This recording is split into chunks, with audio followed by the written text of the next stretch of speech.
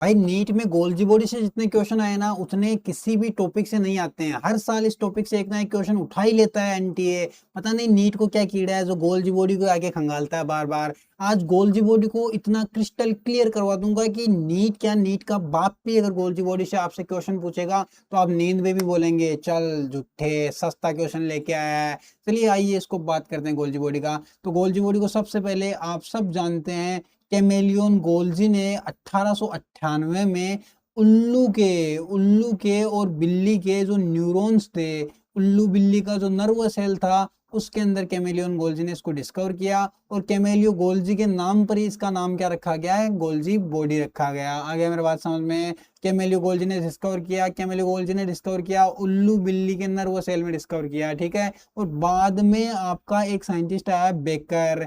नाम बेकार है लेकिन आदमी बेकार नहीं था, नाम बेकर है, ठीक है। और बेकर ने क्या किया, एक डाई लिया सुडान ब्लैक। डाई का नाम याद रख लेना, सुडान ब्लैक डाई थी, ठीक है। डाई का नाम है, अब वही कोलगेट का नाम कोलगेट होता है, ठीक है। माउंटेन ड्यू का नाम माउंटेन ड्यू होता है, ठीक है। ऐसे भैया इस डाई का नाम क्या है, सुडान ब्लैक डाई है प्रॉपर। तो इस डाई से उन्होंने इसको स्टेन किया। और गोल्जी बॉडी को सबसे पहले बेकर ने हमें बताया कि गोल्जी बॉडी है वो सिक्रीशन का काम करता है, ठीक है। सिक्रीशन का मतलब जानते हो ना, अभी पढ़ेंगे। यूं गोल्जी बॉडी वेसिकल्स से क्या करता है, सिक्रिएट करता है, टपकते रहते हैं इससे मटेरियल्स यूं पैक हो के, तो सिक्रीशन का काम करता है। और गोल्जी बॉडी सेल का पोलीमोर्फिक सेल ऑर्गेनेल होता है।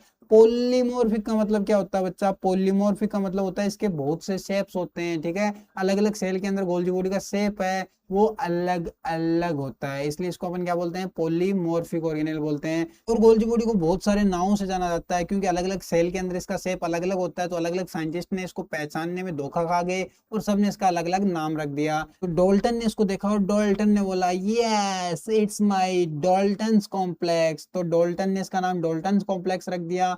और इसको लिपोकोन्ड्रिया भी बोलते हैं। प्लांट सेल के अंदर गोल्जी बॉडी को डिक्टियोसोम भी बोलते हैं। और बेकर ने इसका स्टेनिंग किया था, इसको रंगीन बनाया था, कलर किया था, इसलिए इसको बेकर्स बॉडी भी बोलते हैं। और ये बावड़ा होता है भाई, आइडियल सा होता है, ठीक है, इसलिए इसको अपन क्या बोलते हैं, आइडियोसोम भी बोलते हैं। और इसको अपन ट्रोफू स्पॉन्जियम भी बोलते हैं, इसको क्या बोलते हैं, ट्रोफू स्पॉन्जियम भी बोलते हैं। ये गोल्जी बॉडी के बहुत सारे नाम थे। गोल्जी बॉडी सेल के अंदर ट्रैफिक पुलिसमैन कहलाता है, सेल का ट्रैफिक पुलिसमैन होता है गोल्जी बॉडी। क्यों होता है, क्योंकि ये मान लीजिए आपका गोल्जी बॉडी है और ये पूरा का पूरा सेल है, तो यहाँ ई आर आपका एस ई आर जो मटेरियल बनाएगा यहाँ पे ढेर लग जाएगा, ट्रैफिक लग जाएगा। तो गोल्जी बॉडी इस मटेरियल को ऐसे रिसीव करेगा और ऐसे वेसिकल्स में पैक कर देगा, पैक कर देगा, पैक कर देगा। और फिर इन वेसिकल्स को इनके टारगेट ऑर्गन तक जहां इनकी जरूरत है, ठीक है, वहां इनको पहुंचा देगा। तो ये मैक्रोमोलिक्यूल्स का डायरेक्टर होता है, मैक्रोमोलिक्यूल्स का ट्रैफिक कंट्रोलर होता है, डायरेक्टर ऑफ मैक्रोमोलिक्यूलर ट्रैफिक होता है। और इसको मिडल मैन भी बोलते हैं। देखो भाई मटेरियल बनाया है ईआर ने और ये भेजा जाएगा किसी टारगेट ऑर्गन पे, ठीक है। तो ईआर ने जो मटेरियल बनाया है उसको टारगेट ऑर्गन तक भेजने के लिए बीच में कौन टांग डालता है, बीच में टांग कौन अड़ाता है, आपका गोल्जी बॉडी अड़ाता है।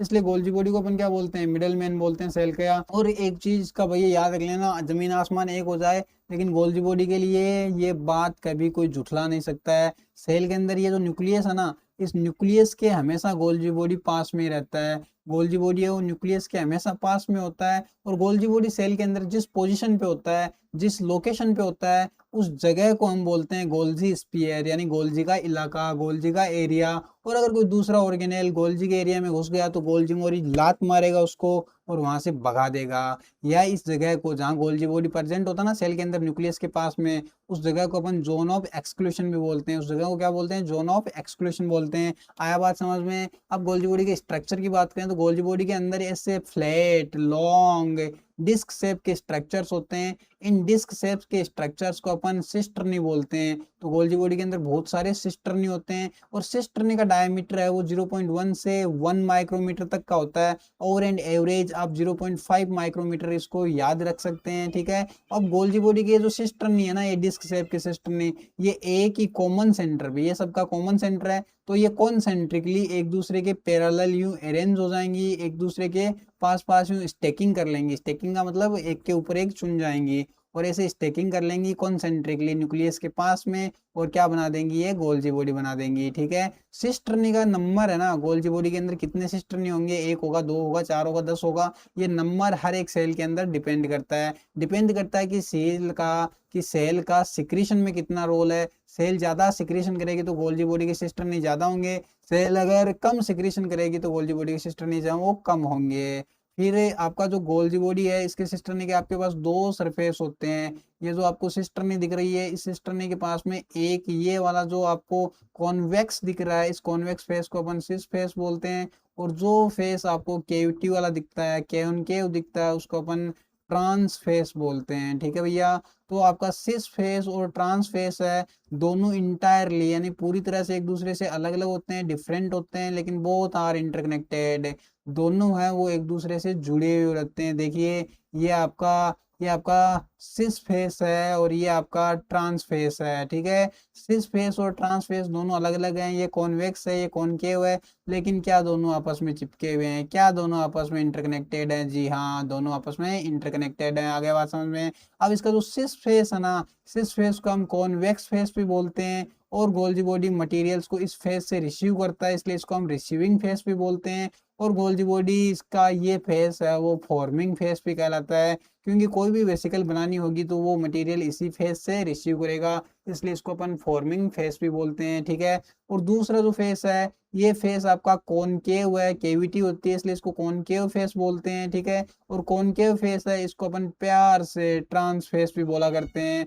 गोल्जी बॉडी ने जो मटेरियल रिसीव किया था, वो मटेरियल अब गोल्जी बॉडी वेसिकल्स में पैक करके अपने इस ट्रांस फेस से रिलीज करता है, इसलिए ट्रांस फेस को अपन डिस्पैचिंग फेस भी बोलते हैं। और यहीं से मटेरियल मेच्योर होकर रिलीज हो रहा है, इसलिए इसको हम मेच्योरिंग फेस भी बोलते हैं। यहाँ तक आगे बात समझ में। गोल्जी बॉडी है वो उसका प्रिंसिपल फंक्शन, यानी गोल्जी बॉडी का जो पैदाइशी फंक्शन है, जो मेन फंक्शन है, वो मटेरियल्स की पैकेजिंग करनी होती है। ठीक है, जिन मटेरियल्स को सेल के अंदर या सेल के बाहर कहीं ट्रांसपोर्ट करना होता है, उनको गोल्जी बॉडी पहले पैक कर देता है। डायग्राम में देखिए, एनसीईआरटी का डायग्राम है, इसमें आपका ये वाला सिस फेस है, इधर देखिए वेसिकल इंपोर्ट हो रहा है, और यहाँ से देखिए वेसिकल रिलीज हो रहा है, ये आपका ट्रांस फेस है। ठीक है, तो गोल्जी बॉडी सिस फेस से मटेरियल रिसीव करेगा और ट्रांस फेस से मटेरियल को रिलीज कर देगा। आगे बात समझ में। तो मान लीजिए ये मटेरियल है बहुत सारा, ठीक है, ये मटेरियल है बहुत सारा, तो इस मटेरियल का क्या किया जाएगा, पहले गोल्जी बॉडी सिस फेस से रिसीव करेगा, फिर ट्रांस फेस से यूं रिलीज कर देगा। ठीक है, और इनको इस दौरान क्या कर देगा, वो वेसिकल्स में पैक कर देगा। तो जिन मटेरियल्स को सेल के अंदर या बाहर कहीं पे ट्रांसपोर्ट करना है, वो मटेरियल है गोल्जी बॉडी वेसिकल्स में पैक कर देता है। आगे बात समझ में।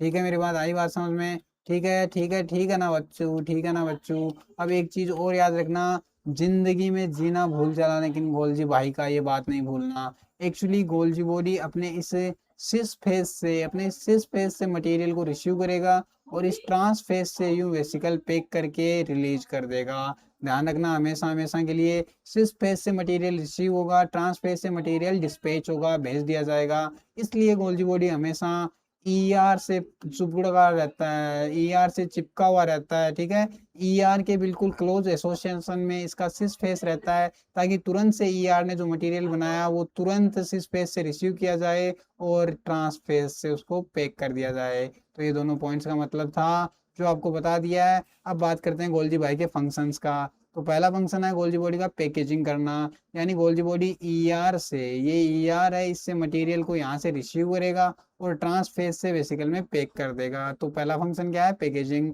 दूसरा फंक्शन है इसका सिक्रीशन। भैया अब देखिए, गोल्जी बॉडी ने मटेरियल रिसीव किया, इसको यूं वेसिकल के फॉर्म में सिक्रीट कर रहा है ना, देख तो रहे हो यार, सिक्रीट कर रहा है, दिन दहाड़े कर रहा है, खुलेआम कर रहा है। तो गोल्जी बॉडी है वो सिक्रीशन का काम भी करता है, और गोल्जी बॉडी सिक्रीशन करता है, इसलिए सिक्रीटरी सेल्स होते हैं, जो सेल्स सिक्रीशन करती हैं किसी भी सब्सटेंस का, उन सेल्स के अंदर गोल्जी बॉडी का नंबर है वो हाई होता है, गोल्जी बॉडी का डेवलपमेंट है वो बढ़िया तरीके से होता है। गोल्जी बॉडी वो मेम्ब्रेन ट्रांसपोर्टेशन में भी हेल्प करता है, मेम्ब्रेन ट्रांसफॉर्मेशन का क्या मतलब हो गया, यूं आपका गोल्जी बॉडी है वो एसईआर से, ठीक है, एसईआर से चोरी चोरी चुपके चुपके मेम्ब्रेन ले लेगा, और इस मेम्ब्रेन को, एसईआर के मेम्ब्रेन को फिर मॉडिफाई कर देगा और जो और ऑर्गेनेल्स हैं, लाइसोसोम है आपका या फिर कोई वैक्यूल है, अदर सेल ऑर्गेनेल है, उस ऑर्गेनेल के मेम्ब्रेन में उस मेम्ब्रेन को कन्वर्ट कर देगा जो इसने एससीआर से लिया था। यानी एससीआर ने गोल्जी भाई को दिया मेम्ब्रेन और बोला जा जी ले जिंदगी, दूसरे ऑर्गेनेल्स को दे दे दे दे दे दे।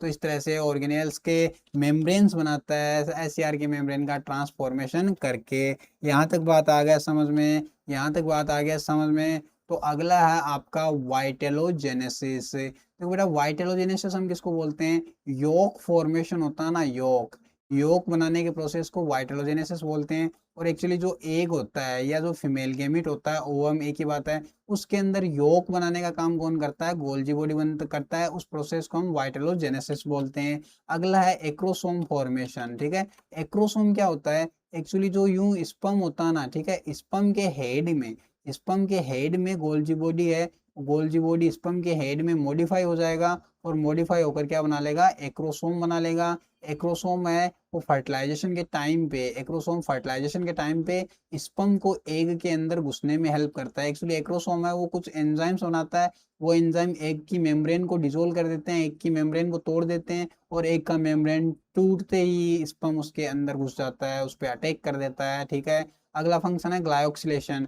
एक्चुअली गोल्जी बॉडी है वो कार्बोहाइड्रेट और प्रोटीन को कंबाइन करके ग्लाइकोप्रोटीन बनाता है। ठीक है, और कार्बोहाइड्रेट और लिपिड को कंबाइन करके ग्लाइकोलिपिड बनाता है। ये जो ग्लाइकोलिपिड और ग्लाइकोप्रोटीन बनाने का प्रोसेस है इसको अपन क्या बोलते हैं? आपका ग्लायोक्सिलेशन बोलते हैं। तो गोल्जी बॉडी है वो ग्लायोक्सिलेशन के लिए एक बहुत ही अच्छा साइट है। या यहाँ से क्वेश्चन बहुत बार पूछा हुआ बेटा, ग्लायोक्सिलेशन का क्वेश्चन बहुत बार पूछा हुआ है। ठीक है, एक्चुअली ग्लायोक्सिलेशन क्या होता है, ग्लायोक्सिलेशन कहाँ पे होता है, ये क्वेश्चन बहुत बार पूछा हुआ है। अगला हार्मोन सिंथेसिस। एक्चुअली सेल के अंदर कोई भी हार्मोन बनाना होता है तो वो हार्मोन कौन बनाता है? गोल्जी बॉडी बनाता है। ठीक है, गोल्जी बॉडी उसका सिक्रीशन करता है, उसका सिंथेसिस करता है।